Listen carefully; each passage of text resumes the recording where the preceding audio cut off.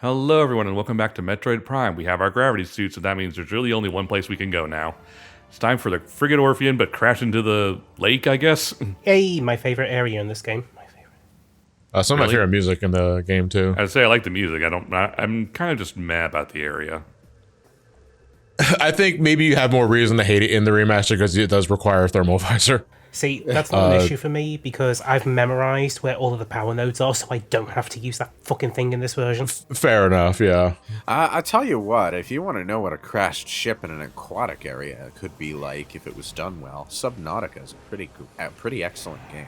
Yeah, it was a good show. I've heard a bunch of good things about Subnautica. I just have never had the chance to play it. If you have a fear of deep water, can't really recommend it for obvious reasons.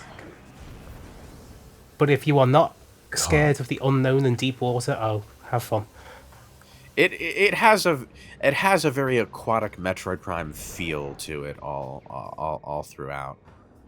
So I'm actually surprised it took me this long to think of it. But one of the major areas I remember is actually this big ass spaceship that's crashed face down in the water, and you gotta swim into it, so that you can get in and explore and find out what happened and salvage stuff. And Where in this case, it's like, yeah, you see that? That's me. I did that.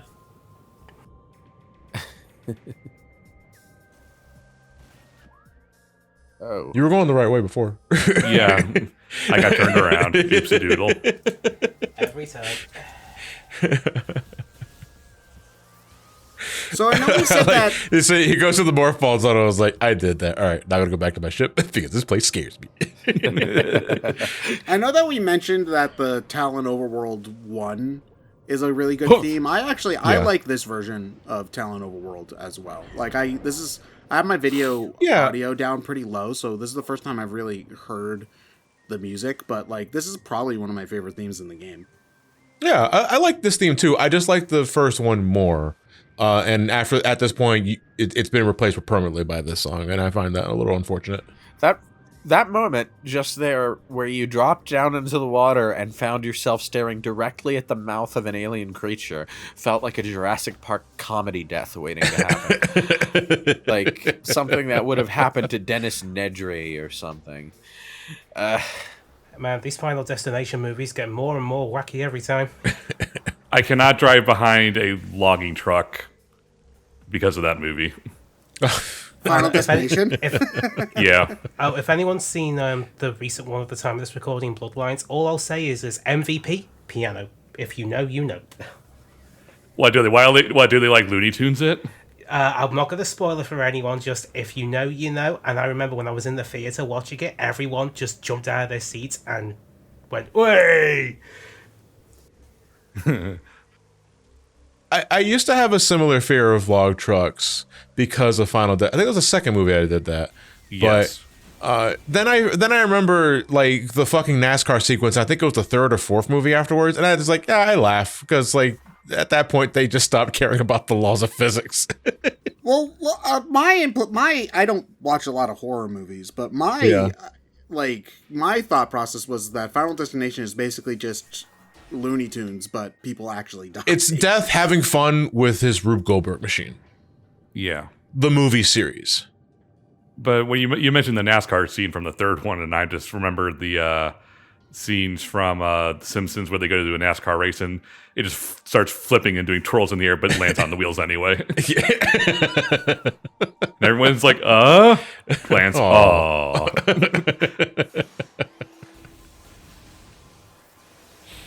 So the Frigate Orpheon survived its crash, Sort of. but now it's flooded, and we now have to use the wave beam to power up nodes to get parts of the ship running again. Yeah. Of course, even this is based off of an area in Super Metroid, really. The wrecked ship. Yeah. Although, that ship, I don't think you ever found out what it was, did you? Nope. It's very specifically just not the ship from Zero Mission, though. It's like, no, a Never different fucking ship buy it. crash landed onto this Not planet. letting this go. And then it just has Fantoon in there for some reason. No idea what he's doing there or where he came from. He's just, I don't know. Well, he clearly has to be in cahoots with Mother Brain, because if you need to defeat Fan 2 in order to access Turian. So clearly, like, they got in contact with him at some point. It's like, yo, you doing anything this weekend? Because I think Samus is coming in. I need a guardian. I tell you what, making Fan 2 the true final boss of Other M was like the only good idea in that entire goddamn game. That was really funny, I do have to say. Hey. Yeah, so this is the underwater theme for the Frigate Orpheon, the crashed Frigate Orpheon music. It's the reactor, to be accurate. Yeah. So somewhere deep below is a giant parasite queen, slightly charred. Maybe. Slightly nothing. There's nothing left. And yet, according to the minimap, this is the lowest point, because the impact crater is just ever so slightly above this by like maybe millimeters. Oh, that's interesting. So this thing went fucking deep.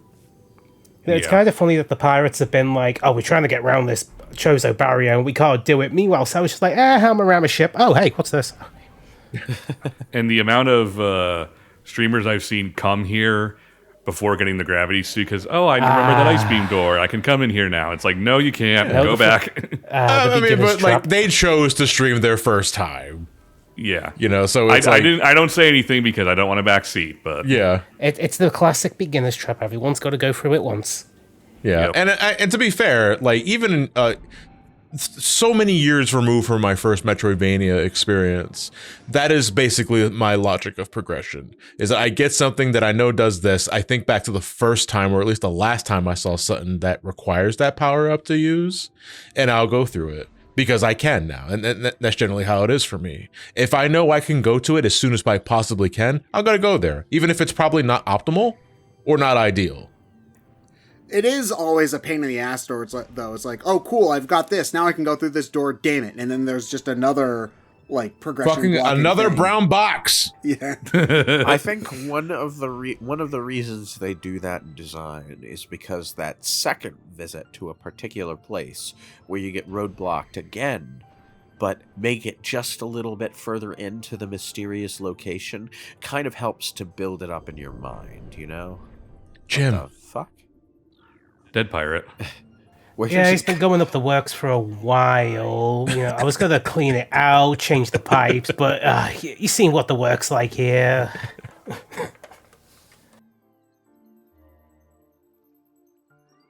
Yes, the door is open. I can see that. Thank you. I'm right next to it. But yeah, that's the room you can't navigate without the gravity suit. So the only room, I might add. Yeah.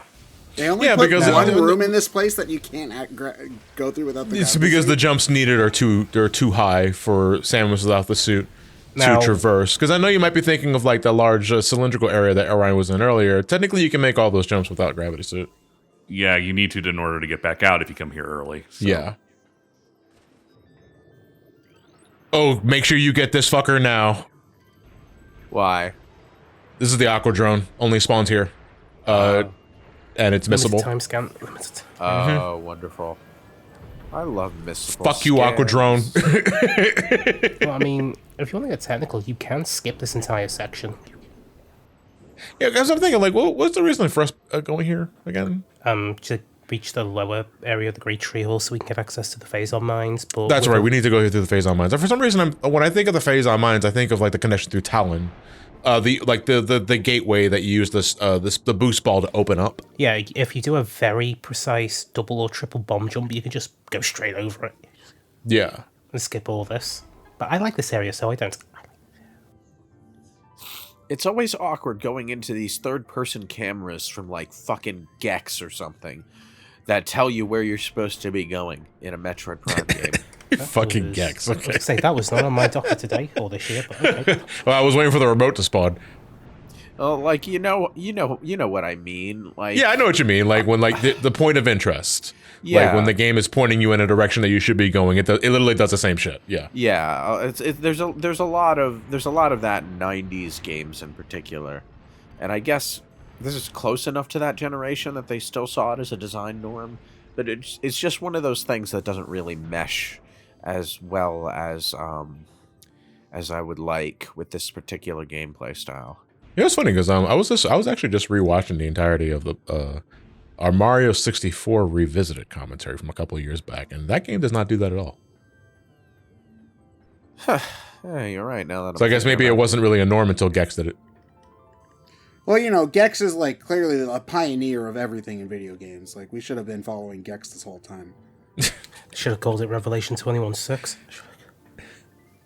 21 Gex. I am the Gex and the Gex, and I bequeath unto you the Gex of life. The idea of having a camera do a sweep through a 3D environment to show you where you should be focusing on is like the earliest game I can think of that did that sort of thing regularly is the classic Tomb Raider series. Did Tomb Raider do that? Yes, and it actually happens once, like as early as the first room of the first level, in fact, where you're just running through the cave and the camera, like in real time, without taking control away from you, the camera will angle itself to look up toward a tunnel that you need to climb up to, and it will say, go here. Except not really. Keep going the way you're going because there's an item over that way. But it lets you know that like progress. The challenge of not being distracted. It lets you know that progress is, you know, off in this direction, and it's something that classic Tomb Raider does fairly often. And a lot of low-key design norms for the PlayStation 1 generation in particular originated from Tomb Raider. So, I mean, I really need to do classic Tomb Raider for this channel at some point. I mean, I've personally been playing... It's funny, we were bringing up Matt doing the classic Tomb Raider and SGB just like a couple of weeks ago at the time of this recording, so that's kind of weird. It's just like there's... Tomb Raider's been on the brain recently for whatever reason. I mean, I've been thinking about playing the Tomb Raider games for forever, like especially now that there's that new version of them. Yeah, that's what I was about to say. Part of the reason that we're both probably thinking about it is because the second remaster collection just came out. Okay, that's probably it. Yeah, it has Chronicles, which is okay. It has 4, which is good. And it has Angel of Darkness, which is a curiosity. That was the PS2 game, right? Yes. Yeah. And infamously terrible, although they did polish it up and reintegrate some cut content for the remaster. I like that. I'm not gonna call it a bad game anymore. Now I'm just gonna call it a curiosity. Well, it's a curiosity in the sense that Angel of Darkness has a lot of untapped ambition in it, and it had like one of the more disastrous development cycles in gaming history, I would say. Steve of War did an excellent review on it in his retrospective series. It's feature length, so set some time aside if you want to watch it. But I mean, I've got a 3-hour train. Can you imagine? Can you imagine beating Ares and sitting upon the throne and proclaiming yourself as this new Steve of War?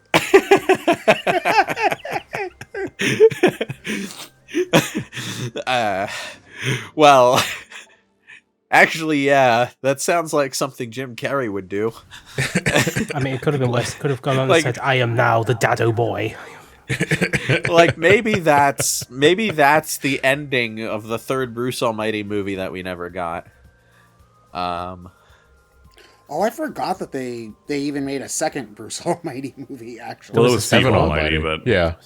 Where's that movie's not terrible. I actually really enjoyed Evan Almighty. It's just one of those sequels that lacks the star power and the polish of the original. Ooh. But it's which is funny because like I actually really like Steve Carell's brand of comedy too. yeah, Steve Carell before The Office, I think. Yeah. Intense radiation. Anyone want to make some toast? Do you think Samus could put a bag of popcorn on the edge of her little arm cannon and like charge a power shot, and then it would pop the popcorn? Yeah, does the charge beam generate heat? Probably, because it's a collection of energy. Energy is, well... Wait, okay, yes it does. You know how I can tell? Because I'm not sure if Remaster has this effect. But I remember in OG, when you fucking spam the power beam, you can see heat emissions from your cannon if you decide to stop. I think that is still in this version. Okay.